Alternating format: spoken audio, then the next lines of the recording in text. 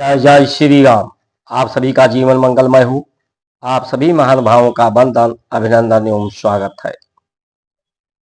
जस करनी तस भोगो ताता, नरक जात काहे पछताता।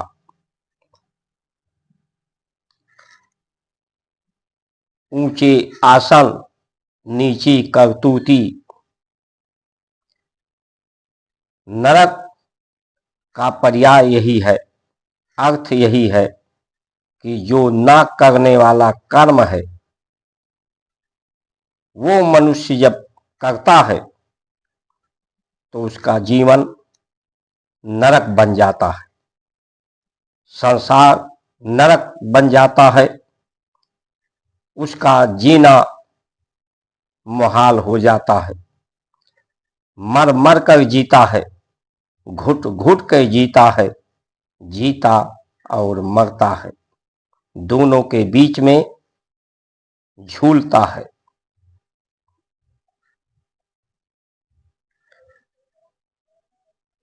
नरक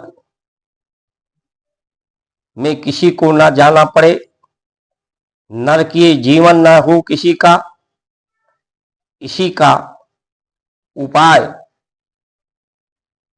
भारत की संस्कार संस्कृति सनातन धर्म है।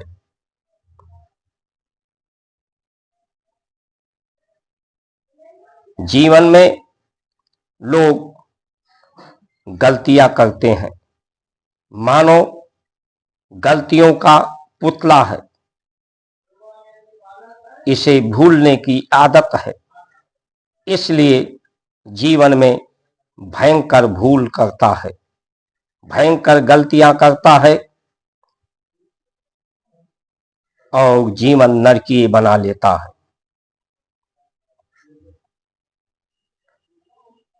दूसरों पर जीवन भर निर्भर रहता है, इसलिए भारत की संस्कार संस्कृति आत्मनिर्भरता की है,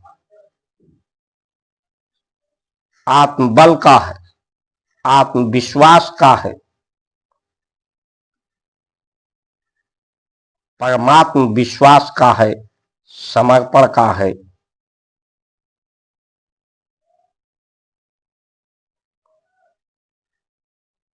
परमात्मा करता नहीं है, अकर्ता है।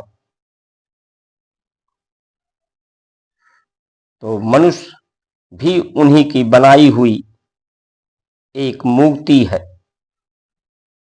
और ये मूर्ति इस शरीर के अंदर घूंघट का पट खोल, तुझे पिया मिलेंगे। कुछ क्षण तो आंखें संसार की तरफ से मूंद लें, संसार को ना देखें, आंखें बंद करके अंदर जो पिया है, अंदर की परत रहस्य खुलेंगे, जानेंगे तो अंदर ही आपके परमात्मा जो सुख स्वरूप है, आनंद स्वरूप है, परमानंद स्वरूप है, परम शांति स्वरूप है, उस अवस्था में अवस्थित होंगे। परमात्मा करता नहीं है, अस्फुगड़ा है। अस्फुगड़ा यानी कंपन, अस्फुगड़ा से अस्फटित हो रही है।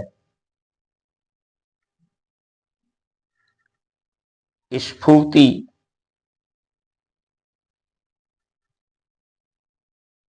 आनंद स्फुटित हो रही है और उन्हीं का जो परिवर्तन स्वरूप ये संसार का स्वरूप है, इस स्वरूप में इच्छा के रूप में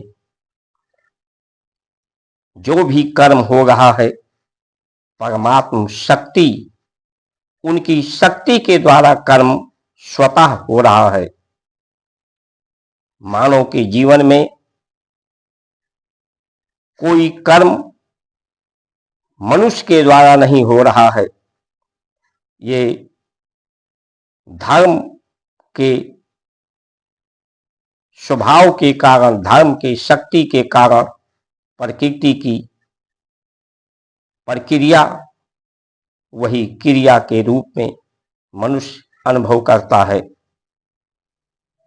ये सबसे भयंकर भूल है मनुष्य की कि कर्म मेरे द्वारा हो रहा है। इस कर्मों का आश्रय लेना चाहता है, श्रेय लेना चाहता है। मनुष्य अपनी बुद्धि का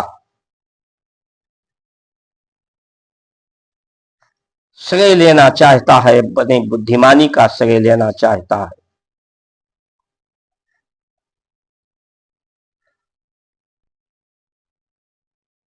हर मनुष्य प्रकृति पर निर्भर है, प्रकृति परमात्मा पे निर्भर है। नेता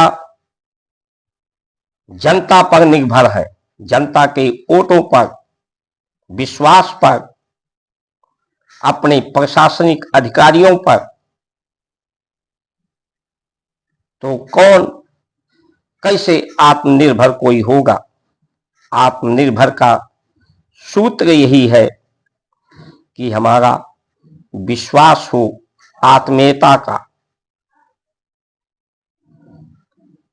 कि दूसरों के दुख में हम अपना दुख देख सकें, दूसरे की समस्या को अपनी समस्या समझ सकें। अपनत्व का भाव, आत्म अनुभाव, आत्म स्वभाव, परमात्म स्वभाव हो करके सभी महानुभाव बने, अपनी महानता को सिद्ध कर पावे कि वो महान विभूति के वो अंश है, परमात्मा के अंश है। ये जीवन का उद्देश्य, लक्ष्य परिलक्षित होनी चाहिए, जिससे जीवन सफल होता है, आनंदमय होता है, शांतिमय होता है। एक दूसरे में परमात्म दर्शन करें, आत्म दर्शन करें, अपनेपन का भाव, आत्मीयता का भाव रखें। ऐसी इच्छा शक्ति रखें। इच्छा ही सबसे बड़ी शक्ति है मनुष्य के पास। और ये इच्छा की शक्ति जब परमात्मा शक्ति से जुड़ती है, परमात्मा के स्वभाव से जुड़ती है, परमात्मा के स्वभाव के अनुरूप हो जाती है, तो इस शक्ति का प्रयोग दूसरों के शुभेच्छु बनता है, शुभ कामनाएं बनती हैं। कामनाएं समाप्त होती हैं, वासनाएं समाप्त होती हैं। कामनाएं शांति होती हैं, वासनाएं शांत होती हैं, इंद्रियां शांति होती हैं, बुद्धि शांति होती है, मन शांति होती है, चित्त की वृत्तियां शांत होती हैं।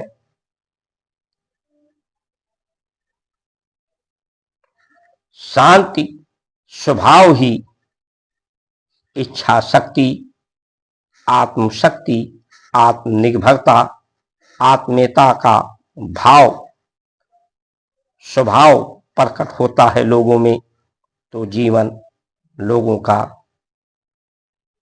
धन्य होता है। धन्य भाग मानुष तन पावा।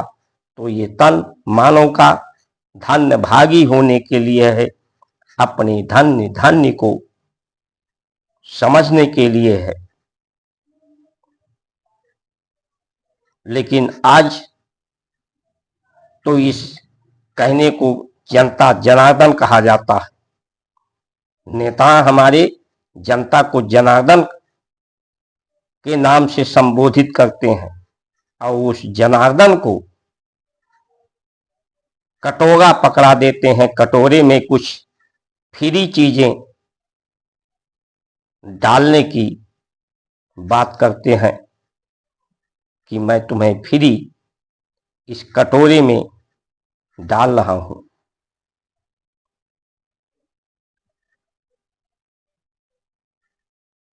दूसरे देशों पर निर्भर रहते हैं, दूसरे देशों में कटोरा लेकर घूमते हैं। यही कारण है कि भारत का स्वाभिमान को ठेस पहुंच रहा है।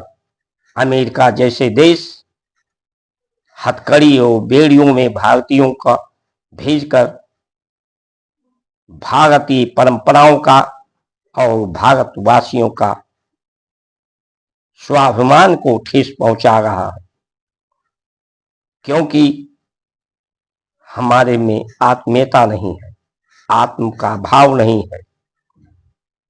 कटोरा लेकर के हम मंदिर में पहुंचते हैं कुछ मांगने के लिए, कुछ पाने के लिए तीर्थों में जाते हैं, तीर्थ देने के लिए है। आप देवता हैं, लेकिन भटके हुए देवता हैं। आप भटके नहीं, भूले ना करें, गलतियां ना करें। जब आत्मीयता का भाव हो, कोई अपना ही आपके गलतियों को उजागर कर सकता है और अपनी गलतियों को आप देख करके उसमें सुधार कर सकते हैं। लेकिन जब आपका कोई अपना ना हो, आत्मीयता ना हो, तो कोई आपकी गलती को रखता है तो लगता है कि आपके जीवन में कुछ वो गलत करने का विचार रखता है, इसलिए आप उसके विरोधी बन जाते हैं और अपनी गलतियों को, अपनी भूलों को सुधारने का अवसर मनुष्य खो देता है।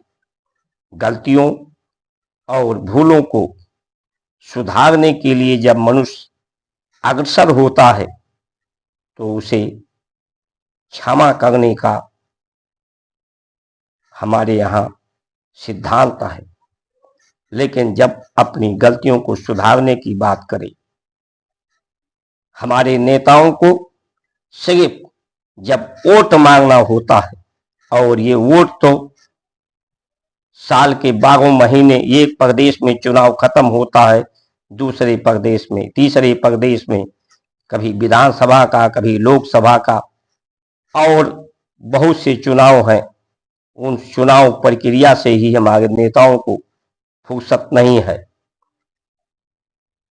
ऐसा आत्मीयता का भाव, विश्वास लोगों में स्थापित ही नहीं कर पाते। ऐसा उन्हें विश्वास ही नहीं हो पाता कि जनता उन्हें उनकी महानता के आधार पर चुनेगी। इसलिए लालच, प्रलोभन और भटकाने का काम करते हैं। इसलिए आप सभी महान भाव समय रहते जागृत हो जाएं। ये धर्म के नाम पर भूले हैं।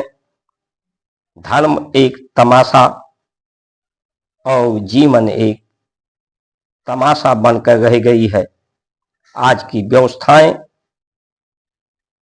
मनुष्य जीवन पर हंस रही हैं, हास परिहास उपहास उड़ा रही हैं, और ऐसा लगता है कि ये इस भारत की परंपराओं पर एक करारा तमाचा आज की व्यवस्थाओं के द्वारा